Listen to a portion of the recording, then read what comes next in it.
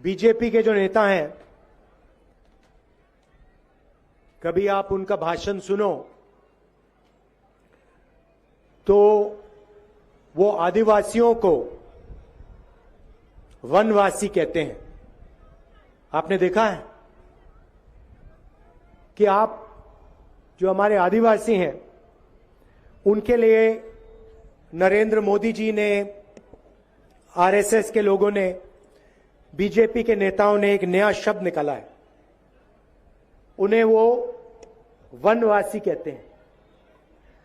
आदिवासी शब्द में और वनवासी शब्द में बहुत बड़ा फर्क है, जमीन आसमान का फर्क है। पता नहीं आपने देखा या नहीं,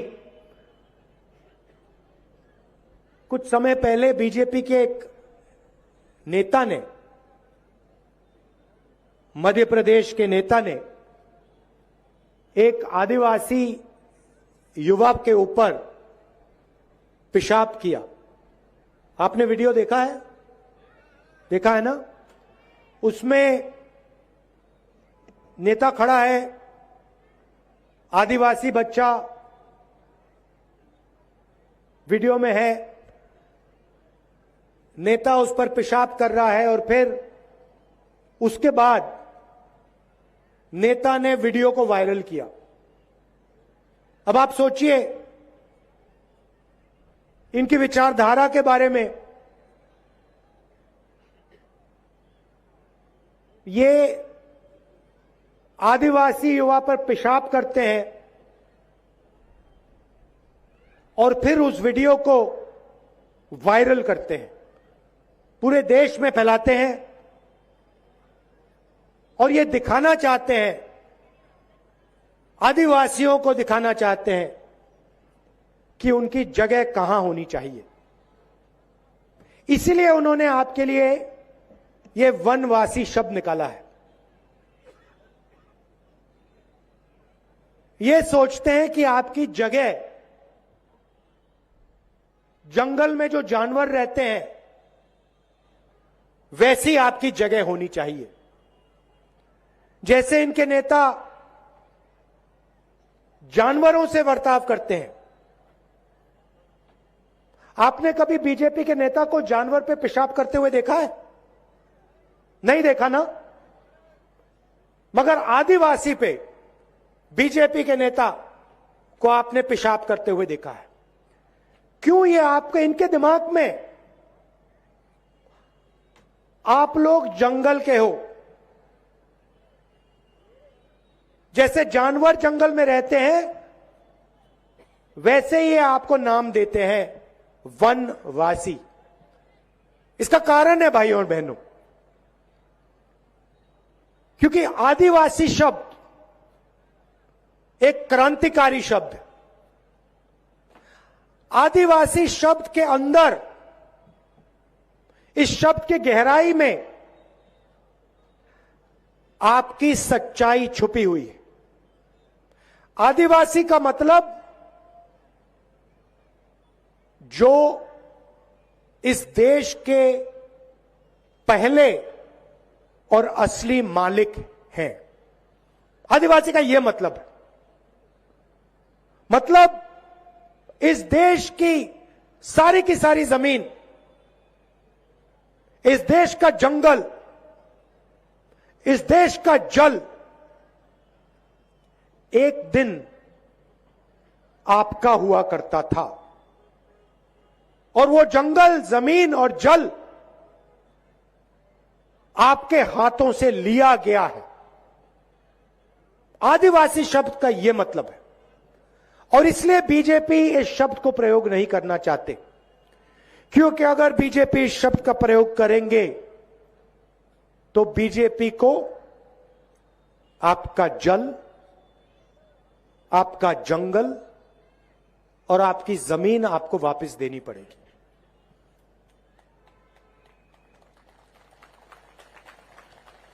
और ये उस बात को मानना नहीं चाहते हैं, इसलिए इन्होंने यह नया शब्द निकाला है, वनवासी। वो लोग जो जंगल में रहते हैं, जानवर जैसे जंगल में रहते हैं। ये शब्द आदिवासियों का अपमान है। इस शब्द को कांग्रेस पार्टी कभी नहीं स्वीकार कर सकती है। हमने आदिवासी शब्द, आदिवासियों के लिए हमने क्या किया? ट्राइबल बिल लाए, पेसा का कानून लाए, जमीन अधिग्रहण बिल लाए, और उसमें हमने साफ लिखा था कि जब तक आदिवासियों के गांव की ग्राम सभा इजाजत नहीं देगी, तब तक कोई भी आदिवासियों की जमीन नहीं ले सकता है। हमने कहा था कि अगर 5 साल के अंदर किसी इंडस्ट्रियलिस्ट ने अपना बिजनेस चालू नहीं किया, चाहे वो कितना भी बड़ा हो, आदिवासियों को जमीन वापस मिल जाएगी। ये हमने वायदा किया था और ये हमने वायदा पूरा किया। एक और उदाहरण आपको देना चाहता हूं। नरेंद्र मोदी जी के सबसे बड़े मित्र अदानी जी, यहां पे उनका आयरन ओर का माइनिंग का प्रोजेक्ट था। अरबपति है, नरेंद्र मोदी का मित्र है, मगर अदानी का प्रोजेक्ट कांग्रेस पार्टी ने कैंसिल करके दिखा दिया, उसे परे कर दिया। क्यों? क्योंकि हमारे आदिवासी भाइयों ने कहा कि हमें यह प्रोजेक्ट यहां नहीं चाहिए। हमने आपकी आवाज का आदर किया और देश के सबसे बड़े उद्योगपति नरेंद्र मोदी का सबसे बड़ा मित्र, उसका प्रोजेक्ट हमने रद्द कर दिया। क्यों? क्योंकि आप वनवासी नहीं हो, आप आदिवासी हो और छत्तीसगढ़ की जमीन, जंगल और जल आपका है और इसका हक आपको मिलना चाहिए। अब देखिए, मैंने 3-4 बार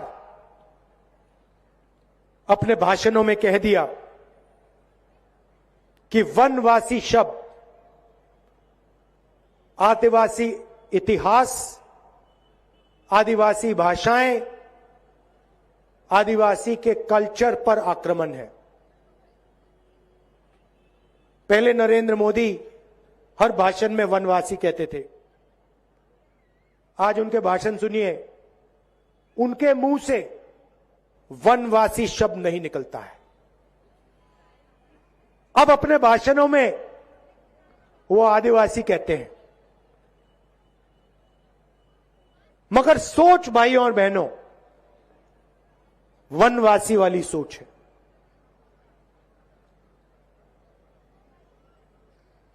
आज अपने भाषण में उन्होंने कहा कि हिंदुस्तान में एक ही जात है और वो है हिंदुस्तान का गरीब। मतलब नए भाषण में कह रहे हैं कि इस देश में ना दलित हैं, ना आदिवासी हैं, ना पिछड़े हैं, और हम सब जानते हैं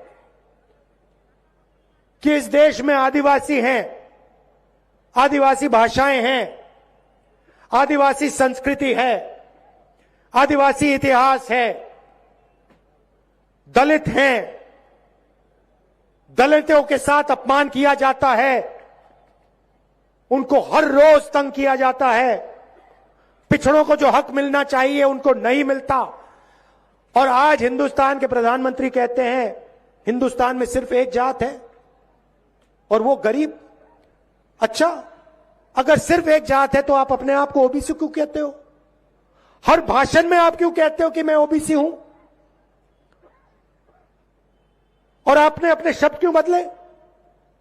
मैंने 3-4 बार अपने भाषणों में कहा कि वनवासी आदिवासियों पर अपमान है। आप अपने भाषण में आज वनवासी क्यों नहीं कहते? क्योंकि आप जानते हो कि जो आपकी सोच है वो आदिवासियों की अपमान की सोच है, इसलिए आपने अपने शब्द बदले, मगर आपने अपनी सोच नहीं बदली। नरेंद्र मोदी जी, आप अपनी सोच बदलिए। शब्द बदलना बहुत आसान होता है, आप अपनी सोच बदलिए। शब्द का कोई मतलब नहीं। आपके शब्द खोखले हैं। आप यहां पहले आए थे, आपने कहा था हर बैंक अकाउंट में मैं 15 लाख रुपए डालूंगा। भाइयों और बहनों, आदिवासी भाइयों और बहनों, 15 लाख रुपए आपको मिले? यहां कोई एक व्यक्ति है, नरेंद्र मोदी जी के मुंह से शब्द निकले थे 15 लाख रुपए हर बैंक अकाउंट में डालूंगा। कोई एक व्यक्ति है यहां पे जिसके बैंक अकाउंट में 15 लाख रुपए मिले? नरेंद्र मोदी जी ने कहा था नोटबंदी से काला धन मिटेगा। यहां एक व्यक्ति है जो कह सकता है कि हां, नोटबंदी से हमें फायदा मिला।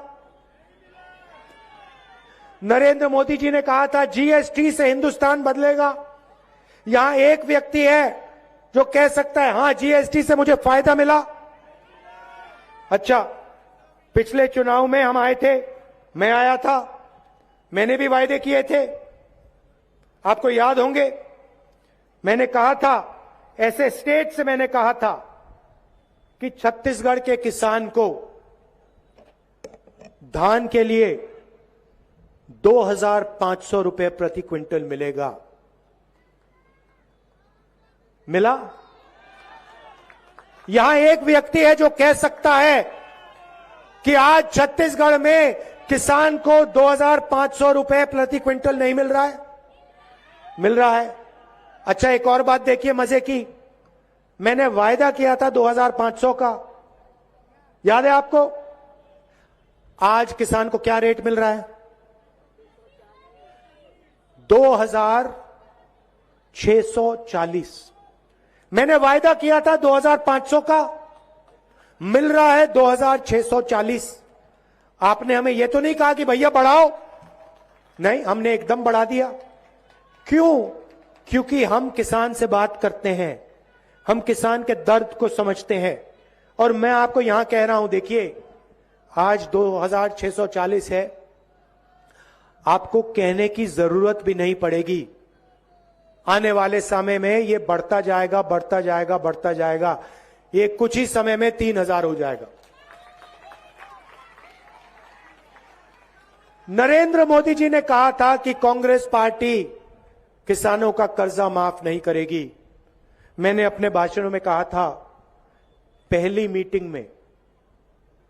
मीटिंग में छत्तीसगढ़ के किसान का कर्जा माफ होगा। भाइयों और बहनों, कुछ ही दिन पहले मैं खेत में गया, मैंने 2 घंटा धान काटा। वहां पे किसानों से मैंने पूछा, आम किसान से मैंने उनसे पूछा, भैया एक बात बताओ, आपका कर्जा माफ हुआ? मुझे कहते हैं, राहुल जी आप क्या कह रहे हो, मेरा कर्जा माफ हुआ जो मैं सपना भी नहीं देख सकता था। मैंने गाड़ी खरीदी है राहुल जी, गाड़ी, मोटरसाइकिल नहीं, मैंने गाड़ी खरीदी है। और जो हमने कर्जा माफ किया, हमारे बीच में और नरेंद्र मोदी जी के बीच में फर्क समझिए। हमने जो कर्जा माफ किया, जो हम आपको 2,640 रुपए देते हैं, वो पैसा कहां गया? हमने किसान का कर्जा माफ किया, किसान ने वो पैसा अपने गांव में खर्च किया। मजदूर को हम पैसा देते हैं, पहले हम 7,000 रुपए देते थे, चुनाव के बाद हम 10,000 रुपए देने जा रहे हैं। मजदूर और किसान को जो हम पैसा देते हैं, मजदूर और किसान उसके पैसे को गांव में खर्च करता है, गांव में खर्च करता है ना। मजदूर और किसान अमेरिका में जाके खर्च तो नहीं कर सकता, तो गांव में खर्च करता है। फिर फायदा किसको होता है? छोटे दुकानदार को होता है। किसान जाता है, कपड़े खरीदता है, बिस्कुट खरीदता है, बच्चे के लिए चॉकलेट खरीदता है, फायदा छोटे दुकानदार को होता है। तो पूरा का पूरा पैसा गांव में पहुंचता है। नरेंद्र मोदी जी क्या करते हैं? यहां पे कहते हैं अदानी जी को जमीन दो, अदानी जी आपकी जमीन छीन लेते हैं। आपके लोग मना करते हैं, आदिवासी खड़े होते हैं, कहते हैं भैया हमारी जमीन ले रहे हो। बीजेपी की सरकार आप पर गोली चलाती है। अदानी जी आपकी जमीन ले जाते हैं, आपकी जो खदान है उसको उठा के ले जाते हैं। क्या 1 रुपया छत्तीसगढ़ के गांव में, बस्तर के गांव में आता है?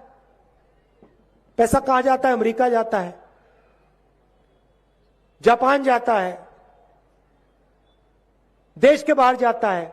फायदा किसको होता है? अदानी जी को होता है। वो पैसा बीजेपी के नेताओं को मिलता है, चुनाव लड़ने के लिए जाता है।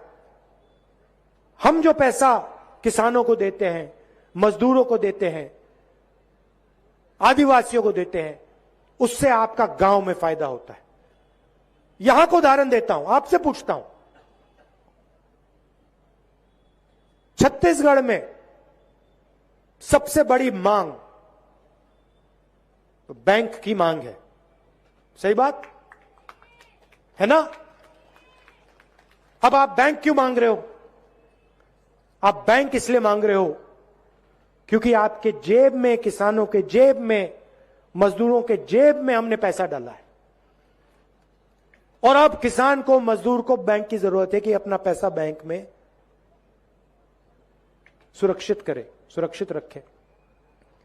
आदिवासियों को तेंदुपत्ता के लिए बीजेपी 2,000 रुपए देती थी, एक बोरी के लिए 2,000 रुपए देती थी। समय याद है आपको? कांग्रेस कितना देती है? 4,000। और चुनाव के बाद हमने कहा है 4,000 रुपए हम हर आदिवासी को बोनस देंगे, सीधा बैंक अकाउंट में। तो जो हम कहते हैं हम करके दिखाते हैं। हमने वायदा किया था कि हम आपको कर्जा माफ करके दिखाएंगे, 2,500 रुपए प्रति क्विंटल पैसा देंगे। मगर हम वहां नहीं रुके, हम एक योजना लाए किसानों के लिए, किसान न्याय योजना।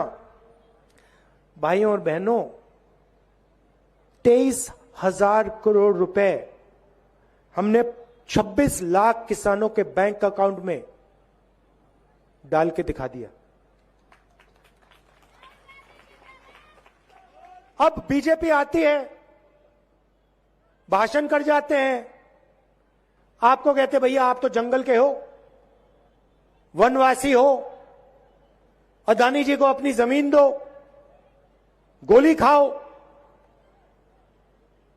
ये जो आदिवासी बिल है, पैसा कानून है, इसकी कोई जरूरत नहीं है, इसको रद्द करो।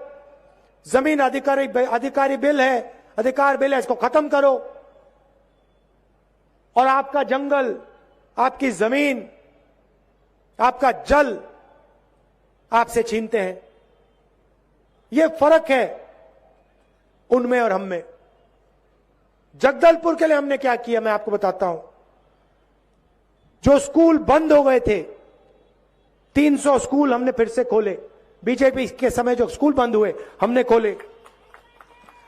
23,000 लोगों की जमीन हमने उनको वापस दी। फॉरेस्ट राइट एक्ट में मैंने आपसे कहा कि अदानी जी का जो आयरन और प्रोजेक्ट था उसको हमने रद्द किया।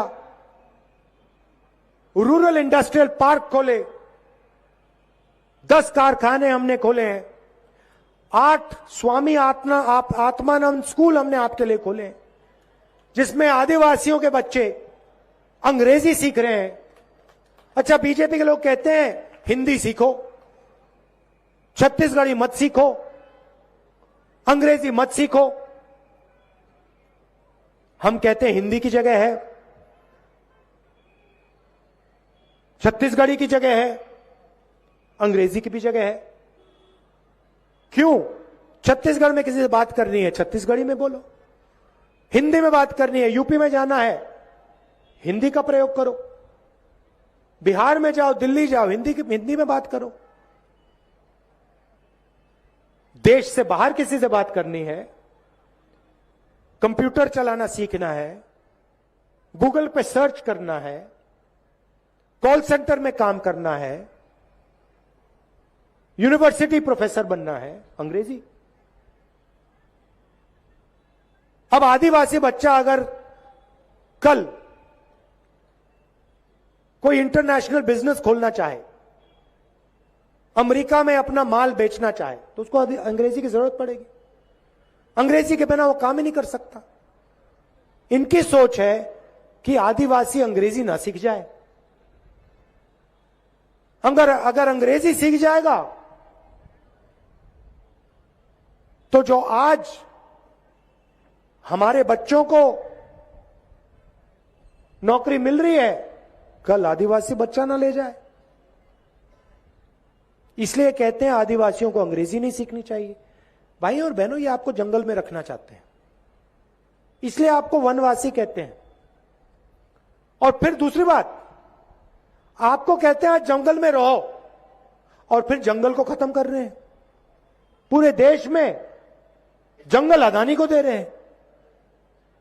तो अगर बीजेपी की सरकार रही, आज से 15 साल बाद आपसे कहेंगे भैया आप तो जंगल के हो, मगर जंगल ही नहीं है, जंगल गायब हो गया। जाओ अब शहरों में जाके भीख मांगो, शहरों में जाके मजदूरी करो। यह भविष्य है इनके दिमाग में आपके लिए। हम कहते नहीं, स्वामी आत्मानंद स्कूल में आदिवासियों के बच्चे अंग्रेजी पढ़ें, कॉल सेंटर में अंग्रेजी सीखें और कॉल सेंटर में काम करें, विदेश की कंपनियों से व्यापार करें, आदिवासी बच्चे विदेश में जाके बिजनेस करें। इसलिए हम अंग्रेजी स्कूल खोलते हैं। इसलिए हम आपसे कहते हैं बीजेपी वालों की बातों में मत आओ, हिंदी सीखो, अंग्रेजी सीखो, छत्तीसगढ़ी सीखो। अच्छा, आखिरी बात, आप बीजेपी के किसी भी नेता से अगली बार पूछना, भैया आप हमें कह रहे हो कि हमें अंग्रेजी नहीं सीखनी चाहिए, आप हमें कह रहे हो कि हमें हिंदी नहीं सीखनी चाहिए, आप हमें एक बात बताओ, आपके जो बच्चे हैं वो अंग्रेजी पब्लिक स्कूल में, इंग्लिश मीडियम स्कूल में पढ़ते हैं या हिंदी मीडियम स्कूल में पढ़ते हैं? सारे के सारे बीजेपी के नेता के बच्चे इंग्लिश मीडियम में पढ़ते हैं भाई और बहनों, और वो चाहते हैं कि गलती से भी आदिवासी बच्चा अंग्रेजी ना सीख जाए, क्योंकि वो जानते हैं कि अगर आदिवासी बच्चे अंग्रेजी सीख जाएं तो आदिवासी दूसरा सपना देखना शुरू कर देंगे। आदिवासी बच्चे पायलट बनने की कोशिश करेंगे, इंजीनियर बनने की कोशिश करेंगे, डॉक्टर बनने की कोशिश करेंगे, कंप्यूटर चलाना सीखेंगे, और ये नहीं चाहते कि आपके बच्चे ये काम करें। इसलिए इन्होंने ये शब्द वनवासी निकाला है। और मैं बता रहा हूं आपको, ये जो इनका शब्द है ना, इस शब्द को कांग्रेस पार्टी मिटा के दिखा देगी। ये बीजेपी के लोग, आप देख लेना, बीजेपी के लोग में वनवासी बोलने का दम नहीं रहेगा। मिटा लेंगे इस शब्द को हम हिंदुस्तान से। ये आप आदिवासी हो, आदिवासी रहोगे, और ये देश का जल, जंगल और जमीन, उस पर आपका हक रहेगा। जल का फायदा, जंगल का फायदा, जमीन का फायदा आपको मिलेगा। हम आपके साथ खड़े हैं, एक इंच पीछे नहीं हटेंगे। चाहे वो अदानी की मदद करें, चाहे किसी और उद्योगपति की, आपकी जमीन लेने से पहले आदिवासियों से परमिशन लेनी पड़ेगी। आप सबका दिल से धन्यवाद। कांग्रेस पार्टी का समर्थन कीजिए। तेजी से छत्तीसगढ़ में प्रगति हो रही है और तेजी से प्रगति होगी। धन्यवाद। जय हिंद।